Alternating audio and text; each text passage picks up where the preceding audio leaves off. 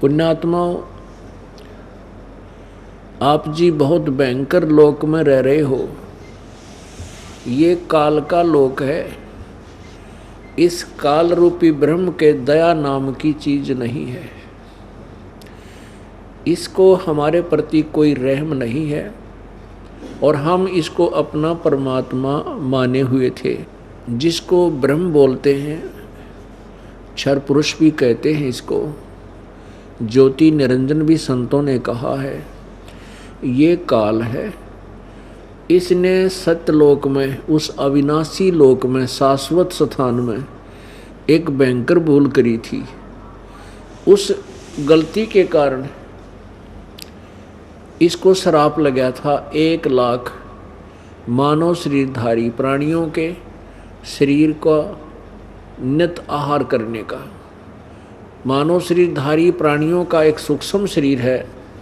इस शरीर के अंदर एक सूक्ष्म शरीर है।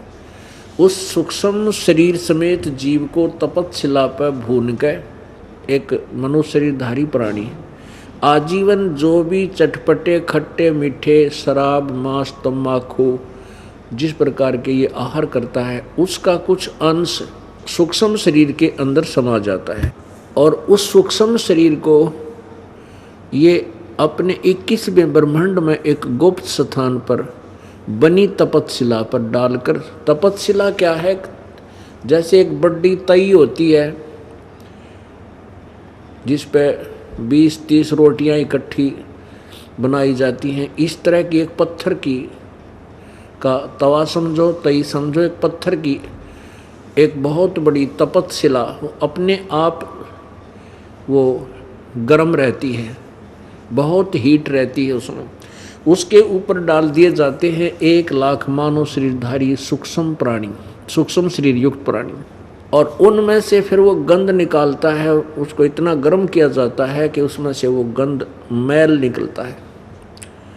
जीव मरता नहीं, जीव तो फिर अपने कर्माधार पर फिर आगे कोई जिस भी देव बनना है, एक महादेव बनना है, या राजा बनना है, रंक बनना है, या स्वर्ग जाना है, नरक जाना है, उस आधार से वो फिर भेज दिया जाता है। इसको ये श्राप लगा हुआ है और इसके 21 ब्रह्मांडों में कोई भी प्राणी स्थायी नहीं है, अमर नहीं है। ये खुद भी अमर नहीं है, स्वयं भी अमर नहीं है। इसका भी नाश होता है, मृत्यु होती है। दुर्गा भी अमर नहीं है और ब्रह्मा विष्णु महेश भी अमर नहीं है। और आप और हमारी तो स्थिति सबके सामने है। अब यहाँ क्या बताया है कि एक उदाहरण दिया परमेश्वर कबीर देव ने, कबीर जी ने। उस परमेश्वर ने स्वयं आकर के यहाँ काल के जाल को हमें समझाया है। वो परमात्मा बहुत दयालु है, स्वयं ही दया करता है और अपने उस निर्मल लोक को छोड़कर यहाँ इस गंदे लोक में आता है, हमारे लिए आता है।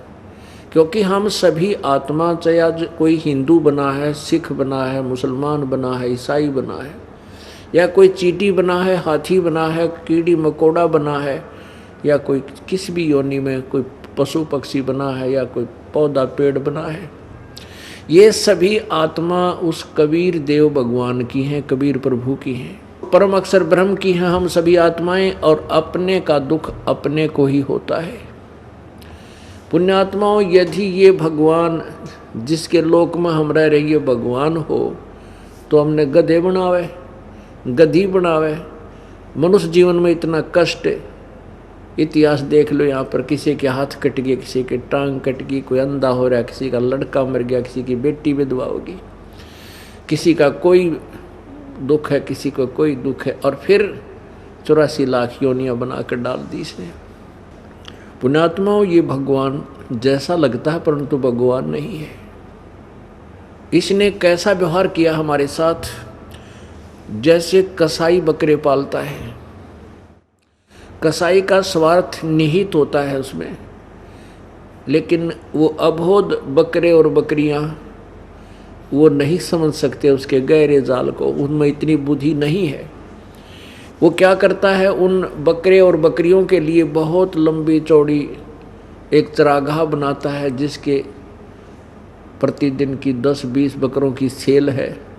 तो वो हजारों की संख्या में बकरे पालता है। उनके लिए गर्मी सर्दी से बचने के लिए उनके लिए शेड बनाता है, शेड, और लंबी चरागाह रखता है जहाँ वो चारा चरते हैं। एक तालाब बनाता है जहाँ वो पानी पीते हैं, जल पीते हैं। तो वो बकरे ये सोचते हैं कि हमारा जो मालिक है बड़ा दयालु है, हमारी कितनी केयर टेक करता है, कितनी देखभाल कर रहा है।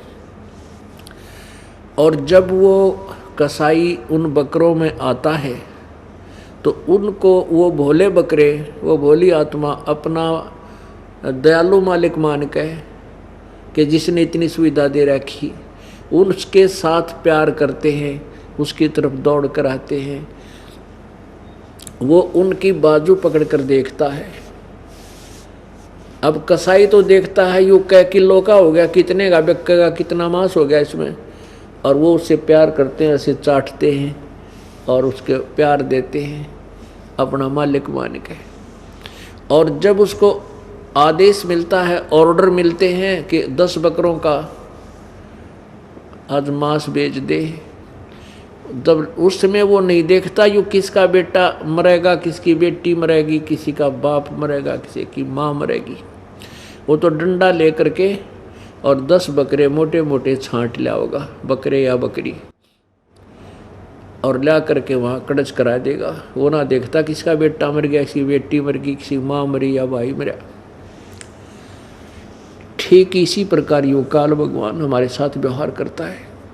इस काल भगवान का प्रथम रूप तो दिखे जैसे यो भगवान ने पड़ा है काल ब्रह्म का, लेकिन इसका परम रूप काल है, यानी इसका श्रेष्ठ रूप तो काल है, असली रूप, ब्रह्म माने असली। अब इस काल के जाल को ना ब्रह्मा जी समझ सके, ना विष्णु जी, ना शिव जी, और अन्य देवता ऋषियों का तो जिक्र कहाँ है वो समझ सके इसको। ये क्या करता है कि अपने वास्तविक रूप में प्रकट कभी नहीं होता।